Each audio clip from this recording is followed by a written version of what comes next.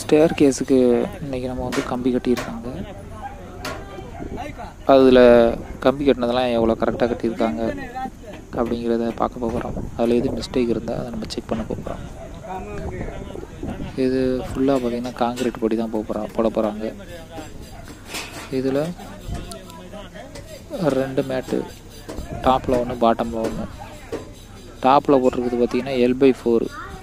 இதோட total லென்த்துக்கு L/4 எவ்வளவோ அது மட்டும் போடுவாங்க. பாட்டம் ராடு தான் கடைசி வரைக்கும் போகும். அந்த காங்கிரீட்டு படின்றனால இந்த ஒவ்வொரு படிக்கு ஏற்ற மாதிரி எவ்வளோ அதோட பிரெத்தோ அதுக்கேற்ற அளவுக்கு அடிச்சிருக்கிறாங்க. இதோட காங்கிரீட் திக்னஸ் பார்த்தீங்கன்னா 0.15 6 இன்ச்சு. இதில் மேலே பார்த்தீங்கன்னா டபுள் மேட்டு போட்டிருக்காங்க. டபுள் மேட்டில் சேர் ஆடு போட்டிருக்காங்க. சேர் ஆடு பார்த்தீங்கன்னா 10 mm போட்டிருக்காங்க. அப்போ தான் வந்துட்டு மேலே ஏறி காங்கிரீட் போடும்போது உங்களுக்கு 2 மேட்டும் டச் ஆகாமல் இருக்கும். பாட்டமில் 12, டாப்பில் 12, ரெண்டுமே 12 தான் போட்டிருக்காங்க. இது வந்து இந்த மேட்டை போய் ஜாயிண்ட் ஆகிற இடத்துல இருக்கக்கூடிய பீம் வந்து பார்த்திங்கன்னா 16 mm. 4 16 mm எக்ஸ்ட்ரா ராடு டாப்பில் 2, பாட்டமில் சென்டரில் போட்டிருக்காங்க. அடுத்தது இதில் வரக்கூடிய ராடை பார்த்திங்கன்னா